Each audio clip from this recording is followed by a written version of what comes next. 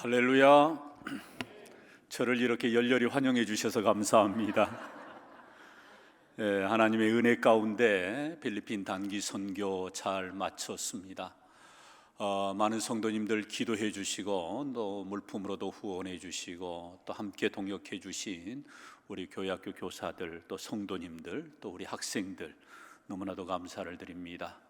또 우리가 어려운 가운데지만 고기요에 그곳에 하나님의 성전을 세우기 위해서 성전 건축 헌금에 또 동참해 주신 우리 성도님들에게도 깊이 감사를 드립니다. 앞으로 우리 광주무등교회가 하나님의 마음으로 세상을 품는 교회라고 하는 이 비전을 가지고 나아갈 때 예배가 없는 곳에 예배가 있게 하고 교회가 없는 곳에 교회를 세우는 이러한 선교적인 비전을 가지고 저는 앞으로 우리 무등교회가 또 우리 젊은이들이, 우리 성도님들이 해마다 나가기를 원하는 그 비전을 가지고 있습니다. 의료 선교 또는 임용 선교를 해서 다양하게 우리가 선교 사역을 할 수가 있는데, 앞으로도 우리가 이 비전을 가지고 함께 하나님의 나라를 이 땅 가운데 땅 끝까지 전파하는데 우리 교회가 또 우리 성도들이 하나님 앞에 귀하게 쓰임 받기를 주의 이름으로 축복합니다. 오후 예배 때 우리 김병희 선교사님 또 말씀을 전해 주시면서 좀 더 구체적으로 선교 보고를 드리도록 하겠습니다. 지금으로부터 약 20년 전 2000년도에 저 연변에 있는 과학기술대학이라고 하는 곳에서 총장으로 지내는 김진경 박사에게 평양으로부터 전화 하나가 왔습니다.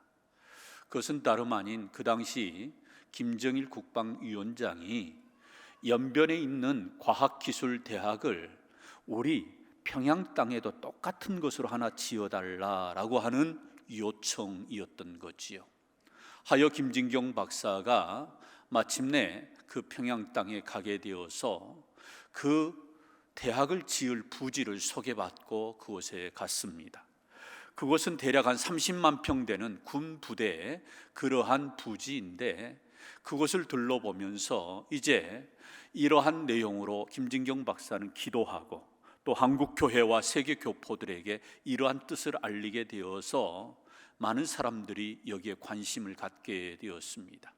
제가 서울에서 부목사로 그 당시 있었는데 많은 교회들이 십시일반으로 음으로 양으로 그러한 기금 모금에 동참하게 되었고, 그래서 사실상 외형적으로는 남북 공동으로 설립하는 대학으로 되어 있지만 사실 여기 중심에 그 내용으로 깊이 들어가서 보면 그 중심에 한국 교회가 또 수많은 성도들이 이와 같은 일에 동참하게 된 것입니다.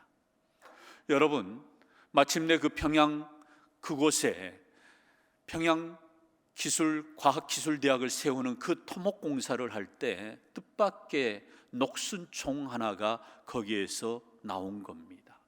자세히 이 종을 들여다보니까 이 종이 어떤 종인가? 토마스 선교사가 이 평양 땅에 들어오다가 순교했던 그것을 기념하기 위해서 토마스 선교사를 기념하기 위한 순교 기념 교회에 그 교회가 세워졌을 때 종이 있었는데 그 종이 바로 이 땅에 묻히게 되었던 거예요. 역사는 거슬러 올라가서 1863년, 그러니까 토마스 선교사의 나이 23살일 때 그가 미국으로부터 파송을 받았습니다. 그래서 중국 땅에 와서 선교를 하는 그런 비전을 가지고 중국에 왔어요. 아내와 함께 이 중국 땅에 왔는데 그 당시 아내는 임신한 상태입니다. 길거리를 다니면서 복음을 전하는 그러한 일을 이 토마스 선교사가 하다가 집에 와서 보니까 아내가 세상에 죽어 있는 겁니다. 이게 어떻게 된 일인가? 사실 아내는 중국이라고 하는 낯선 환경과 그 기후와 풍토에 맞지 않아서 결국은 몸이 약해지고 그래서 임신한 상태로 세상을 떠나게 된 거예요. 그러던 가운데 너무나도 절망스럽고 너무나도 아픔이 있었던 이 토마스 선교사가 여기에서 선교를 중단해야 되는가 아니면 본국으로 돌아가야 되는가 하나님 앞에 기도하던 중에 하나님께서 주시는 마음이 또 다른 곳에 있음을 알게 된 거예요. 그 중국이라고 하는 대륙에 조그맣게 붙어있는 작은 그러한 나라가 들어왔는데, 그 작은 나라가 눈에 들어온 그 나라가 어디예요? 조선이지요. 그래서 이 땅은 또 어떤 땅인가 면밀하게 그 땅을 바라보게 되고, 그러면서 내가 저 조선 땅에 가서 복음을 전해야 되겠다라는 마음을 먹게 되는 거예요. 그러던 가운데에 그 당시 제너럴 셔먼호라고 하는 이 서양 이 배가 이 평양으로 간다고 하는 소식을 듣게 되고, 그래서 토마스 선교사는 한문 성경책을 한아름 가지고 이 배에 승선하기로 결정합니다. 그리고 드디어 이 배를 타고 대동강을 거슬러서 평양에 이르렀습니다. 그런데 그 당시 흥선대원군이 쇄국 정책으로 외국인들은 이 땅에 발을 밟을 수가 없다, 어떤 외국 문물도 들어오지 못하게 하는 이러한 쇄국 정책으로 인해서 결국은 통상협력을 요구했지만 입항이 허락되지 않습니다. 그리고 이 바닷물이 빠져나가면서 이 제너럴 셔먼호는 그냥 무태, 이 거룻배처럼 그냥 그 무태 그냥 걸리고 만 거예요. 배가 움직일 수 없는, 물이 있어야 움직여서 밖으로 나갈 텐데 물이 빠져나간 바람에 배가 움직일 수 없는 그 상황 속에서 화공에 그러한 영향을 받습니다. 불화살을 쏘아대고, 그래서 많은 그러한 군민들이 이 배를 향하여서 공격해 옵니다. 마침내 배가 불이 타고, 그리고 거기에 승선해 있는 수많은 선원을 비롯해서 토마스 선교사도 무트로 뛰어내릴 수밖에 없었습니다.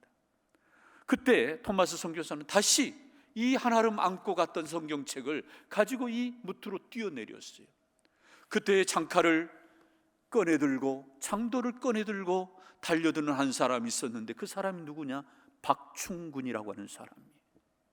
그래서 이 사람이 토마스 앞에서 목을 치려고 할 때 토마스는 가슴에 품고 있던 성경책 여러 권 중에 하나를 꺼내들면서 이걸 받으라고. 그리고 잠시 모래에 머리를 박고 한참을 기도하다가, 그리고 나서 이 박충군 씨에게 외치는 한마디, 예수 믿으세요. 예수 믿으세요. 그리고 마침내 그 칼에 의해서 이 선교를 제대로 이루지 못하고 토마스 선교사는 결국 죽고 말았어요. 그 당시 서양의 어떤 문물이나 이러한 것들을 소지하면 그 당시 또 엄벌에 처하기 때문에 몰래, 어쨌든 박충군이라고 하는 사람은 이 사람이 건넨, 선교사가 건넨 책을 가지고 왔습니다. 그러면서 자기가 곰곰이 생각해 본 것입니다. 이 사람이 도대체 어떠한 사람이길래, 또 이 책이 도대체 무슨 내용이길래 죽으면서까지 나에게 건네주면서 예수 믿으세요라고 했을까? 이 박충군 씨가 책을 펼쳐서 읽으면서 그곳에서 복음을 접하게 되고 하나님을, 예수님을 알게 되고 믿게 되면서 놀라운 것은, 그가 우리나라 최초의 신학교 평양신학교를 세웠던 당시 사무엘 마펫이라고 하는 그 선교사로부터 세례를 받게 됩니다. 그리고 나중에 교회를 섬기는 영수가 됩니다. 오늘날로 보면, 교회 직제로 보면 장로와 같은 그러한 자리에서 교회를 섬겼던 분이에요. 그 사람이 어떤 사람이냐? 이런 분이에요. 성경책 하나를 받아들였는데, 비록 자기가 나라에 충정하는 마음으로 이 서양 사람을 죽였긴 했지만, 이 선교사가 건네준 성경책을 통해서 하나님을, 예수 그리스도를 만나게 되고 믿게 되는 그러한 놀라운 변화가 일어난 거예요. 제너럴 셔먼호가 그 당시 불에 타고 있으니까 수많은 평양의 주변의 사람들이 이 대동강변으로 몰려들었어요. 또 이 불구경을 좋아하는 아이들이 함께 이 배가 있는 곳으로 왔어요. 보니까는 수많은 물건들이 무태 버려져 있고, 그 중에 이 아이 하나에게 이 성경책이 눈에 들어온 거예요. 그래서 이것을 집어들고 집에 왔지만 이것은 금서로 규정되어 있기 때문에, 이것이 발각되면 큰일 나기 때문에 이 성경책을 그 집안의 어르신인 박영식 씨에게 전해줍니다. 그 당시 12살 아이, 이 성경책을 그 대동강변에서 주어서 박영식 씨에게 전해준 사람이 누구냐? 최치량이라는 분이에요.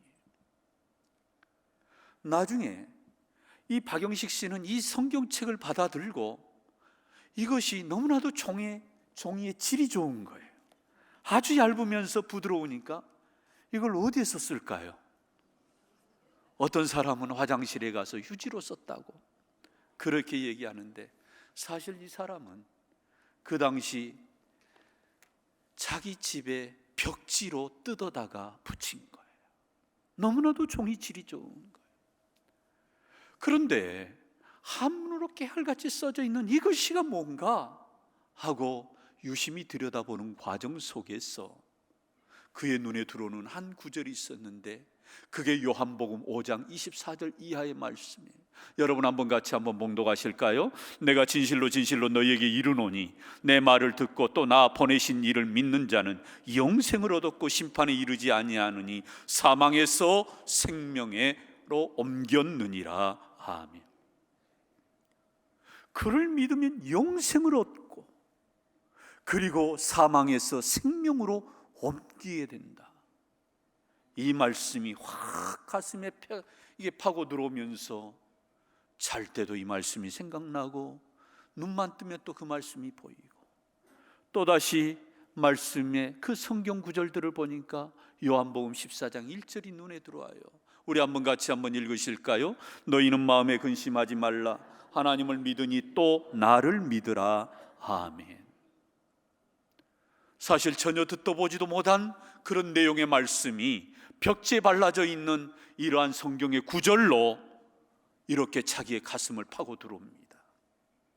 그리고 이도 또한 하나님을, 예수 그리스도를 나중에 선교사를 통해서 믿게 되고 영접하게 되고, 그래서 나중에는 그 박영식 씨 집이 어떻게 바뀌느냐, 장대현 교회, 그 당시에는 불려졌던 이름이 널다리꼴 교회예요. 이렇게 되어진 교회로 나중에는 1907년 한국 교회 부흥을 주도했던 이 장대현 교회가 바로 이 교회입니다. 이 교회의 전신이 누구 집이었어요? 박영식 씨 집. 나중에 이는 최치량과 함께 오늘날 성서공회 이러한 전신에서 그들은 일하게 되고, 그래서 수많은 사람들에게 성경을 보급하는 일에 또한 일조를 하게 되는, 놀랍게 하나님 앞에 쓰임받는 그런 일이 일어나게 된 거예요. 여러분, 우리나라는 선교사가 들어오기 전에 먼저 성경이 전해진 그런 나라이기도 합니다. 그런데 2001년 김진경 총장이 평양의 과학기술대학 부지를 조성하는 그 토목공사에서 이 종이 발견된 거예요.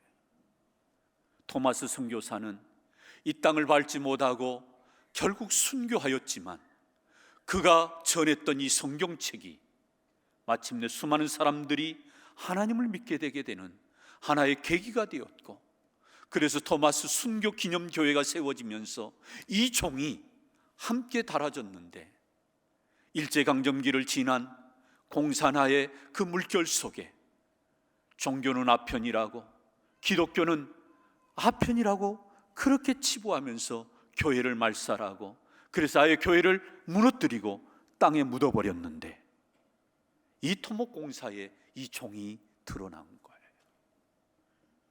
마침내 이 대학이 세워지고, 그래서 김진경 총장은 한국 교회를 향하여서 이러한 일에 동참할 것을 호소했던 거예요. 그리고 나중에 건축하는 그 과정에서 이렇게 이제 이 학교가 세워집니다. 한번 봐보세요.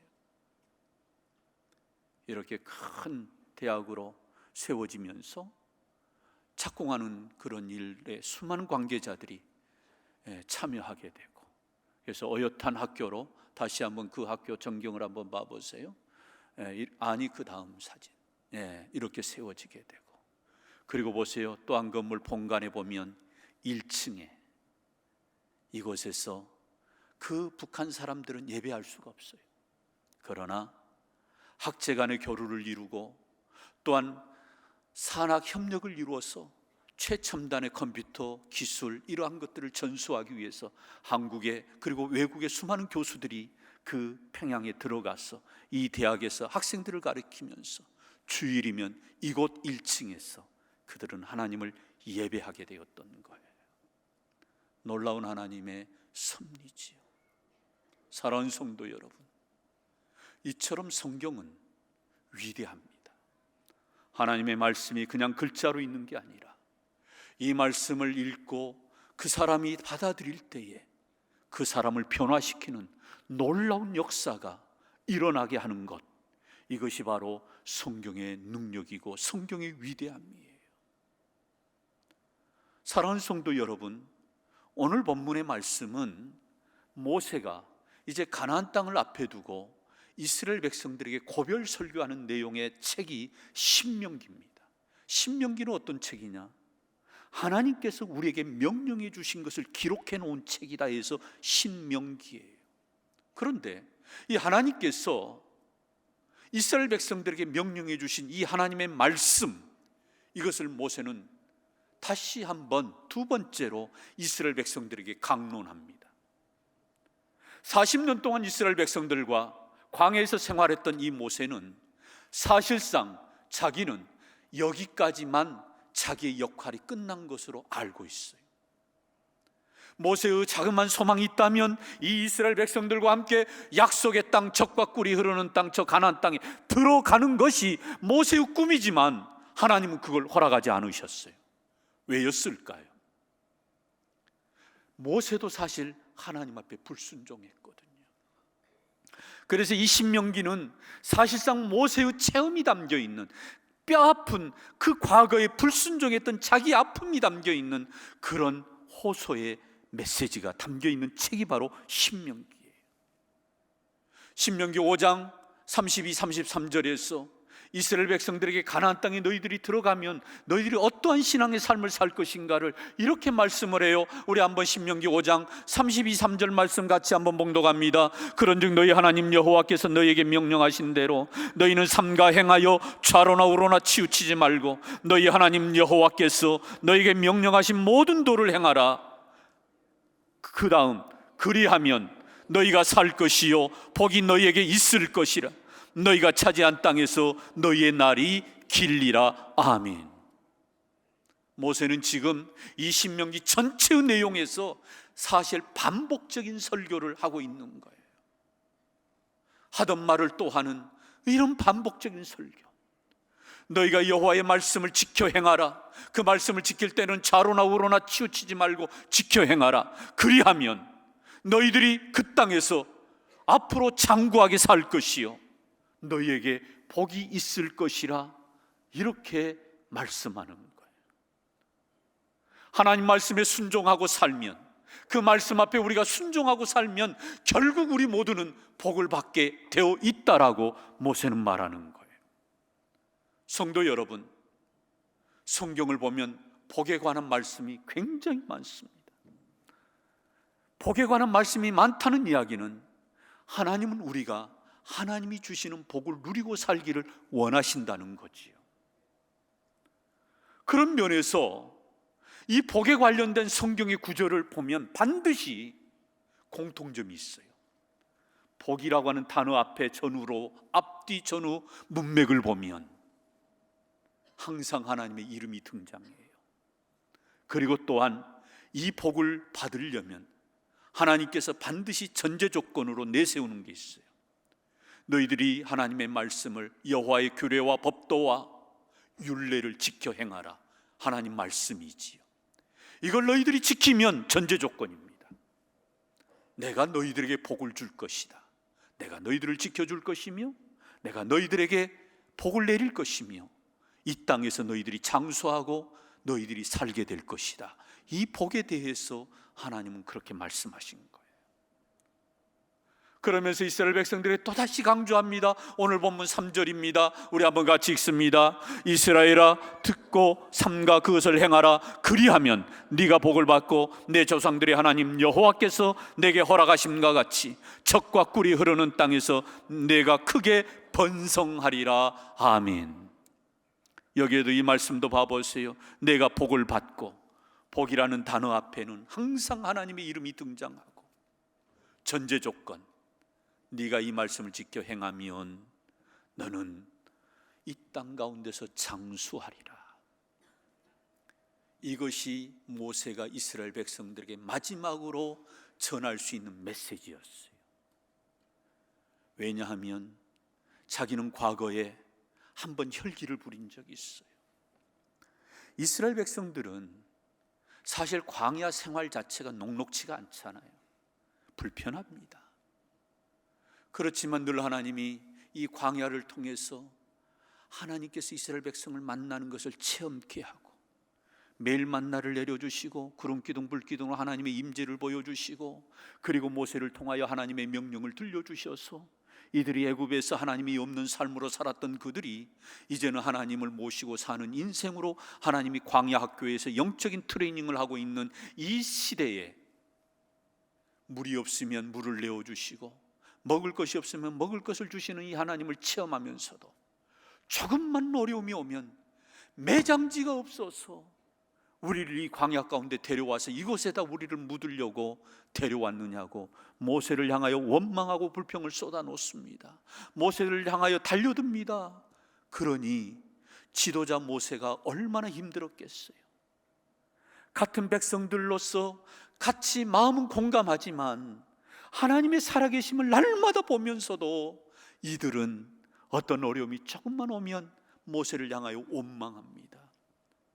어찌 보면 모세의 입장에서 이 백성들을 보면 해도 너무하는 진절머리가 나는 이 이스라엘 백성들을 바라보면서 분노가 일어나는 거예요. 물이 없습니다. 물을 달라라고, 너무나도 목마르니까 물을 달라라고 모세에게 찾아옵니다. 이때 하나님이 모세에게 명령하신 말씀이 뭐예요? 반석을 명하여 물을 내라. 물 주어라, 그 말이지요. 그런데 이 백성들이 어려움만 있으면 모세를 달려드니까 모세가 화가 난 거예요. 그래서 민수기 20장 10절에서 그가 뭐라고 말합니까? 우리 한번 같이 한번 읽으실까요? 이 모세와 아론이 회중을 그 반석 앞에 모으고 모세가 그들에게 이르되 반역아 너희여 들으라. 우리가 너희를 위하여 이 반석에서 물을 내려 하고, 그러면서 홧김에 지팡이로 반석을 내리쳐버렸어요. 너무너무 분노했지요.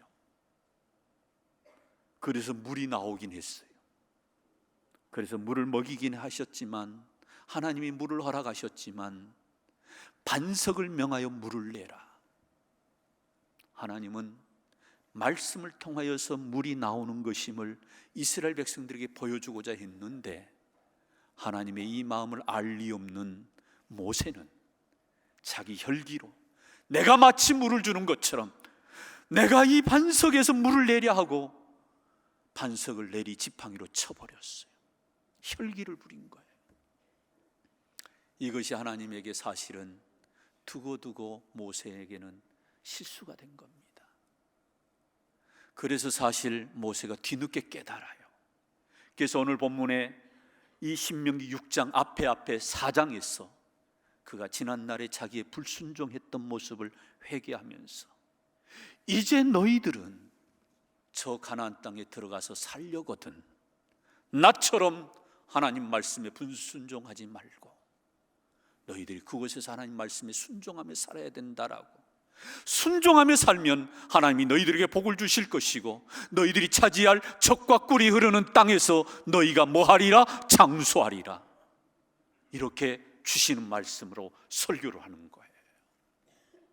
여러분, 이것은 모세의 체험입니다. 경험입니다. 간증입니다. 오늘날 많은 사람들이 성경이 기록된 하나님의 말씀과 현실은 너무나도 차이가 있다라고 말을 해요.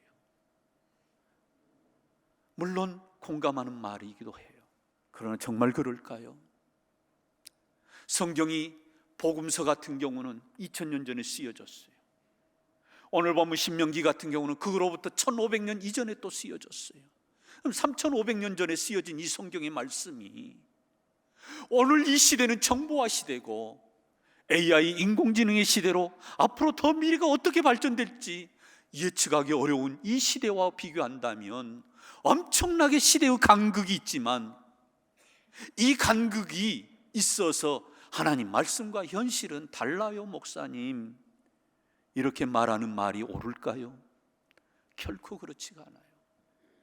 하나님의 말씀은 세월이 지났어도 여전히 우리의 말씀 속에서, 우리의 삶 가운데서 이 말씀은 실제적으로 우리에게 선한 영향력을 주는 실제가 되는 하나님의 말씀인 것을 저와 우리 모두는 믿고 고백하고 살기를 주의 이름으로 축원합니다. 10계명 중에 4계명이 뭐죠? 출애굽기 20장 8절 이하에 보면 4계명이 뭐예요? 안식일을 기억하여 거룩하게 지켜라. 안식일을 기억하여 거룩하게 지켜라. 여러분, 이 말씀이 얼마나 귀한 말씀이에요. 사실 이스라엘 백성들은 자기들이 왜 이렇게 나라를 잃어버리고 수많은 민족들 가운데에 그들이 이방인처럼 나그네처럼 전 세계적으로 흩어져서 살아가게 되었는가? 그들은 지난날의 과거의 역사를 되돌아보았어요. 왜 우리가 하나님의 선택받은 민족인데 나라를 잃어버리고 이렇게 전 세계적으로 흩어져 살아가는 디아스포라가 되었는가? 결국 그들의 과거의 역사를 알게 됐어요. 하나님의 말씀을 떠나버림으로, 하나님의 말씀에 순종하고 너희들이 그 말씀을 지켜 행하면 그 땅에서 장수하리라, 이렇게 말씀해 주셨는데 가나안 땅에 들어가서 이스라엘 백성이 어떻게 했어요? 이방의 수많은 그러한 우상들을 섬기게 되고 이제 살만하니까 하나님 말씀을 저버리고 마침내는 그들은 하나님 말씀을 떠나니까 하나님 경외하는 것마저도 소홀히 해버렸어요. 그래서 아수르에 의해서, 바벨론에 의해서 그 나라가 짓밟힘을 당하게 되고, 저 바벨론에서 2세대로 3세대로 자랐던 이 느헤미야와 같은 사람, 왜 우리나라가 나라를 잃어버린 채 이방 땅에서 이렇게 노예로 사는가? 과거 역사를 보니까 하나님의 말씀을 떠나버린 거예요. 그래서 왕이시여, 나에게 내 고국 땅에 돌아가서 예루살렘 성전을 재건할 수 있도록 나에게 일정한 기간의 휴가를 좀 주십시오. 허락을 맡아서 고국 땅에 돌아와서 느헤미야가 외쳤던 그 일성이 뭐였습니까?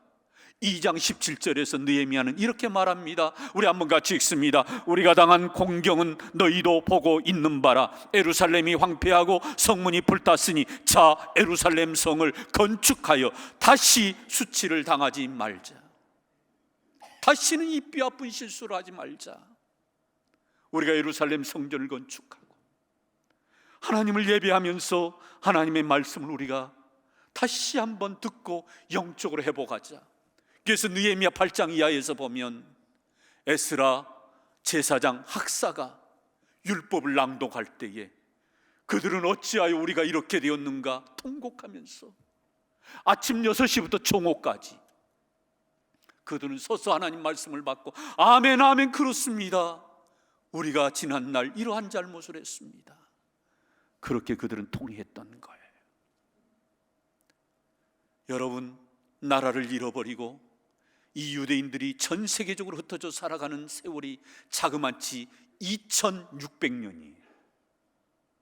그러다가 1945년 그들은 마침내 유엔으로부터 독립 허가를 받고 오늘날의 저 이스라엘 땅을 건국하게 되는, 그래서 나라를 다시금 회복하게 되는 그러한 큰 하나님의 섭리를 깨닫습니다. 어떻게 이러이 가능했을까요? 나라를 잃어버리고 전 세계적으로 흩어져 살아가는 이 백성들이 뒤늦게서야 하나님 말씀의 소중함을 알고 안식일을 기억하여 거룩하게 지켜라, 그들은 이 말씀을 곧이곧대로 믿으면서 어디에 가든지 어디에서 살든지 그들은 이 안식일을 하나님 앞에 거룩하게 지키는 거예요. 그리했더니 그들의 신앙이 회복이 되고, 그래서 신명기 28장의 말씀처럼 전 세계적으로 작은 나라지만 경상남북도밖에 되지 않는 이 작은 나라지만 전 세계적으로 흩어져 있는 살아가는 유대인들이 많은 세계에 쥐락펴락하는 일에 그러한 큰 인물들로 성장하게 되고, 우리가 흔히 잘 아는 노벨상의 3분의 1이 유대인들인데 어떻게 이 백성들이 이렇게 되었을까? 신명기 28장 1절의 말씀이 그들의 인생 가운데 이루어진 거예요. 우리 같이 한번 봉독하실까요? 시작. 내가 내 하나님 여호와의 말씀을 삼가 듣고 내가 오늘 내게 명령하는 그 모든 명령을 지켜 행하면 내 하나님 여호와께서 너를 세계 모든 민족 위에 뭐하게 하실 것이라, 뛰어나게 하실 것이라. 이미 모세 때 주어진 이 말씀이 언제 실제가 되느냐?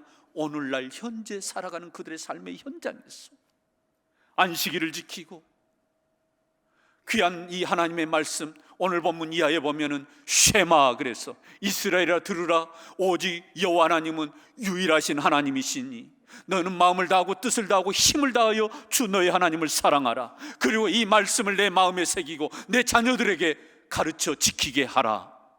이 말씀으로 그들이 다시 한번 말씀을 붙들었더니 하나님이 이스라엘 백성을 세워주시고 나라를 건국하고 그래서 오늘에 이르게 되었던 거예요. 그래서 철학자, 이스라엘의 철학자 아하드함이라고 하는 분은 이런 말을 했어요. 이스라엘이 안식일을 지킨 것이 아니라 안식일이 이스라엘을 지켰다. 여러분, 옳은 말씀입니다. 제가 늘 표현하지만 시편 1편의 말씀으로 여호와의 말씀을 내가 붙들고 내가 지켰더니 내가 이 말씀 붙드는 줄 알았는데 아니더라는 거예요. 하나님의 말씀이 나를 지켜주고 나를 붙들어 주셔서 악인의 꾀에 넘어가지 아니하고 죄인의 길에 서지 않고 오만한 자의 자리에 앉지 아니하게 하는 이 하나님의 말씀, 이 하나님의 말씀을 저와 우리 모두가 붙들고 살기를 주의 이름으로 축원합니다. 이 하나님의 말씀은 하나님의 감동으로, 성령의 감동으로 쓰여진 거예요. 인간의 사상이나 철학이 아닙니다. 하나님의 입에서 나오는 말씀으로 기록되어진 거예요.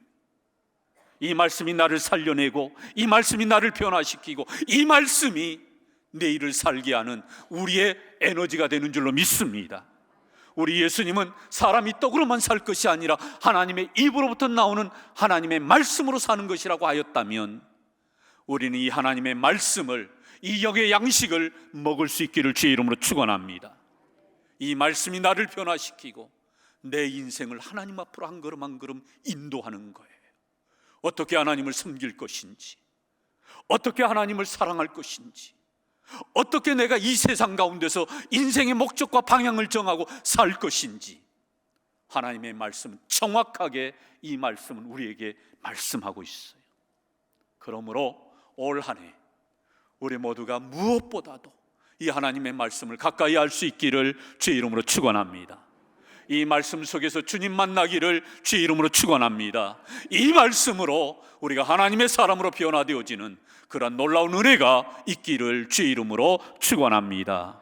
우리 다 함께 일어나셔서 우리 함께 찬양하기를 원합니다. 우리 206장인데요 우리 임석인 목사님 아시지요? 우리 교회 1만 성도 주제가를 지으신 분이신데 206장 이 찬양도 그분이 지으신 거예요. 여러분, 귀한 은혜가 있습니다. 이 가사를 생각하면서 우리 함께 찬양합니다. 우리